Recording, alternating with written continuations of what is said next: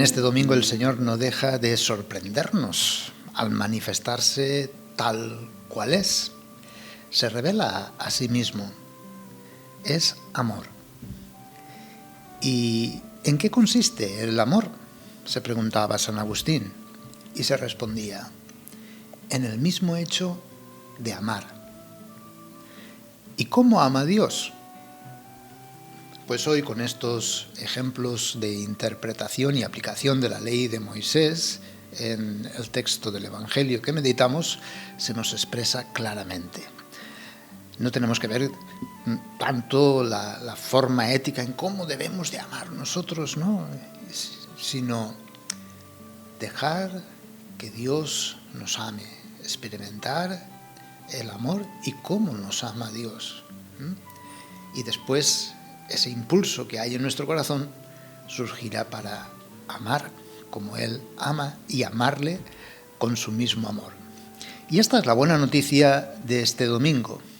Dios es santo. Y santidad no significa una cuestión de ser puros, perfeccionistas, sino perfectos. Perfectos, pero no en teorías, en dogmas, en doctrinas, en éticas, sino perfectos en el amor, perfectos en amar. Es urgente anunciar, como afirma el Evangelio, que Dios existe y que el mundo necesita de Dios. ¿Por qué? Porque Dios es el bien, con mayúsculas, y el bien existe. Además, es el definitivo vencedor. Esta convicción de fe nos transmite una lógica diferente a cómo vemos el mundo y a cómo el mundo se expresa a sí mismo. Es la lógica del bien, que nos hace suscitar, proteger y promover la vida en sí misma, la dignidad de la persona humana, la fraternidad entre todos los hombres, sean como sean, la comunión entre el género humano, sea de la raza, de la religión, de la fe, de la condición sexual, social, e igualmente de esa defensa profunda y sincera del mundo natural, de la naturaleza. Se nos expone en el día de hoy dos lógicas. La lógica del mal, es el ojo por ojo, diente por diente. Aborrecerás a tu enemigo, ama solo al que te ama, saluda a quien te saluda. Y está la lógica del bien, que es la lógica de Dios. No hace frente a quien le agravia, no repara en quien le ofende y siempre da la cara, da siempre sin mirar méritos. Aunque le obliguen, no deja de acompañarme, no rehúye a nadie, no tiene enemigos, ama a todos, hace salir la bendición y el bien sobre buenos y malos, sin distinción, y desea y busca el bien a quienes le persiguen. Así es el amor de Dios, así somos amados, y así quiere Dios que podamos transmitir su mismo amor. Son las características propias de lo que venimos diciendo en el Sermón de la Montaña, del pobre de espíritu. El pobre de espíritu, aquel que no espera de nada, de nadie, ni de sí mismo, pues la característica del pobre es la gratuidad de quien da, comparte, sin esperar nada a cambio. La compasión de quien no repara en sí mismo, sino en la necesidad de los demás. De quien ya ha renunciado a su propio tiempo y espacio y lo sacrifica todo por el bien de todos. Imposible de comprender si no fuera por la convicción de que el bien y el amor vencerá. Al final solamente quedará el bien. Solo quien cree en el bien, porque esta es nuestra fe, ¿verdad? Solo quien cree en el amor, quien cree que el bien y el amor vence, es capaz incluso de llegar a renunciar a sus propios derechos, bienes y propiedades, incluso hasta la propia vida. Aunque esos bienes sean necesarios para sostener la propia vida. Sería, por lo tanto, incomprensible y hasta antihumano si no consideráramos que primero es el amor infinito de Dios. Y esto es lo eterno. Y esto es el valor que permanece.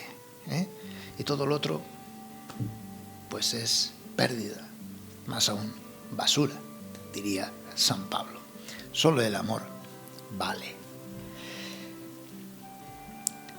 En relación, según el texto del Evangelio que meditamos, pues en relación a quien es violento, abusivo, injusto en las relaciones conmigo, esta lógica, esta fe, nos lleva a nunca responder con venganza, con violencia, sino llegar a estar incluso hasta dispuesto a padecer físicamente. En relación a quien me reclama algo que es mío, de su propiedad, aunque me sea necesario, estás dispuesto a dar lo que necesito. Ante quien me obliga forzosamente a hacer algo que me supone un sacrificio, hacerlo con generosidad. El pobre de espíritu quiere siempre el bien del otro. Y ahí está la auténtica felicidad. La felicidad no está tanto en el yo poseer y yo poseerme a mí mismo, que esto es importante, es lo primero, ¿verdad? Sino el purificar este quererme tener yo a mí mismo, saliendo de mí mismo, dándome al otro y encontrándome en el otro. Ese es el sentido de nuestra vida, el sentido de la pobreza de espíritu. Y así es Dios. Y así se ha manifestado Dios, entregando a su propio Hijo hasta el sacrificio. Dios se pone en contra de sí mismo, en contra de su justicia, para salvarnos. Y de esta forma pues nos sorprende cómo es que Dios se manifiesta. Lo que digo, pues, que el pobre de espíritu siempre está dispuesto a buscar el bien del otro, nunca el mal. Quiere el bien físico, moral y espiritual del otro. Nunca con un espíritu de venganza, de condena, de recriminación. ¿Cuántas veces miramos al otro por encima del hombro, verdad? Y a veces el otro es causa de escándalo para uno. Pero tener la mirada de Dios es tener una mirada de desear el bien, de buscar el bien del otro. Nunca el mal, nunca señalar, juzgar, criticar, condenar. Es lo propio de la lógica del mal, del que piensa que el mal vence. Nuestra lógica es distinta. En definitiva, Dios se manifiesta y quiere que también el pobre de espíritu, si lo es de verdad, pues nos manifestemos con un desapego total a los bienes de este mundo, al propio bienestar material, físico, al punto de perderlo todo antes que permitir cualquier asomo de mal, de odio, de violencia, de venganza. Amar sin tener miedo a perder algo de mí, ni siquiera pues perderme a mí mismo. Perdónales, Padre, porque no saben lo que hacen. Siempre la excusa, el perdón, y está perdiendo la propia vida, se está perdiendo a sí mismo. Pero en esa pobreza, a tus manos, Padre, encomiendo mi espíritu. ahí está la lógica del bien en este mundo, la lógica del amor en este mundo, podemos perderlo todo, perdernos a nosotros mismos hasta la muerte, una muerte de cruz, pero nos espera que ese bien y ese amor vence, nos espera la resurrección. Por eso, esta lógica del bien, esta lógica del pobre de espíritu, nos hace hijos de Dios, nos libera de todo, de todos y de nosotros mismos. Benedicto XVI comentaba algo bien interesante al respecto, ¿no? Cuando habla del texto a los hebreos. Dice así el autor: compartisteis el sufrimiento de los encarcelados, aceptasteis con alegría que os confiscaran los bienes, sabiendo que teníais bienes mejores y permanentes.